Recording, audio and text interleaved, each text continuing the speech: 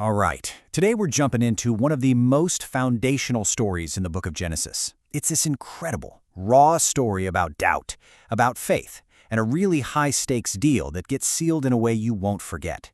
And it all kicks off with a question that's just so human. This whole story really revolves around a question that I think we all bump into eventually. What does it actually take to believe in something that feels, well, impossible?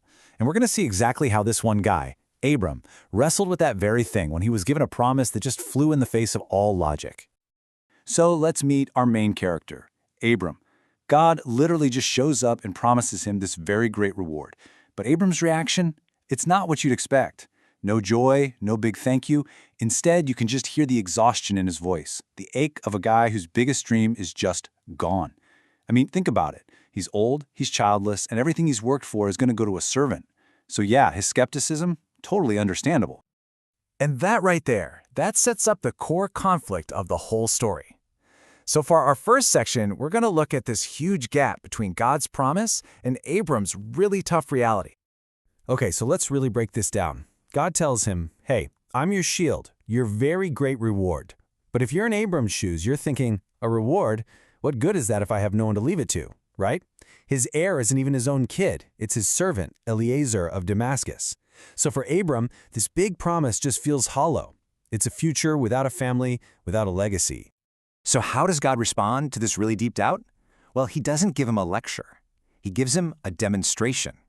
And this, right here, is the first huge turning point in the story. Yeah, instead of just talking, God shows him. He pulls Abram outside, points up to this massive star-filled night sky, and just gives him this incredible visual. It's so powerful, something you can actually see and feel. He doesn't just say, you'll have a son. He says, look up, try and count those stars. That's how many descendants you're going to have. Just wow. And right after that, we get this really simple, but man, profound sense. It just says that after seeing all that, Abram believed. Just like that. The promise of an heir, as totally impossible as it seemed moments before, is now something he accepts. He has faith. But the story's not over. The deal is not quite done yet. Because, right on the heels of this big moment of faith, God makes another promise. This time it's about land.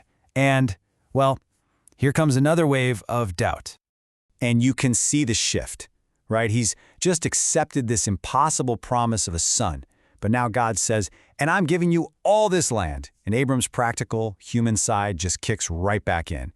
He needs proof. He wants a guarantee. He asks, how can I know?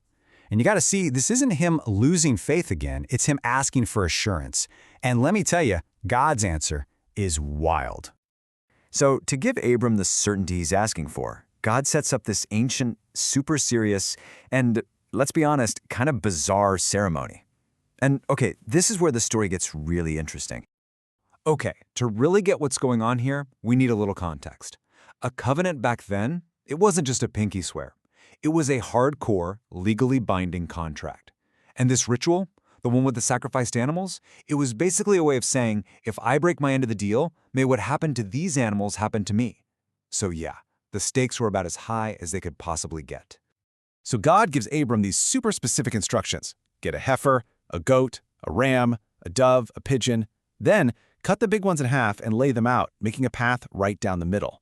I mean, Abram is literally setting the stage for the most serious kind of deal-making ceremony that existed in his world. And while he's waiting for whatever's coming next, you get this tense little scene where birds of prey start coming down for the carcasses, and Abram has to drive them away. He's not just sitting there, he's an active participant, protecting this sacred space he just made, just waiting for God to show up and close the deal. Then the sun starts to set, and the whole vibe just changes. We are heading straight into the climax of the story. That assurance Abram was asking for, it's about to show up in a big, supernatural way. So first, Abram falls into this deep, deep sleep, and this thick and dreadful darkness just comes over him. We're not just talking about it getting dark outside. This is a heavy, supernatural feeling. It's the perfect setup for a divine revelation. And right there, in that state, God tells him what's coming. And the prophecy he gets, it's brutal. God tells him that before his descendants get this promised land, they're going to endure 400 years of slavery in another country. It's awful. But God also promises he'll judge that nation and his descendants will come out with great possessions and return right back here.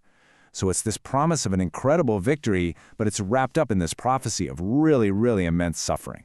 Then, in the middle of all that darkness, Abram sees something. It's not a person. It's these symbols, a smoking firepot and a blazing torch. And you have to know, in Scripture, fire and smoke are classic signs of God's presence. It's like God himself is appearing. And this is the absolute key to the whole thing. The firepot and the torch, God's presence, they pass right down that path Abram made. But here's the kicker. Abram is asleep. He doesn't walk the path. God does it alone. He's taking the entire burden of this covenant, this self-curse, onto himself. It's a one-sided deal. God is basically saying, this is all on me, putting his own divinity on the line to guarantee this promise, no matter what. And with that single act, the covenant is locked in. That promise of land, it's not just talk anymore. It is a sealed, divine contract. The borders are spelled out, all the way from the Wadi of Egypt to the Euphrates River. He even lists the people who are living there now. This is like the ultimate official deed transfer, signed, sealed, and delivered by God himself. Which kind of brings us to our final question.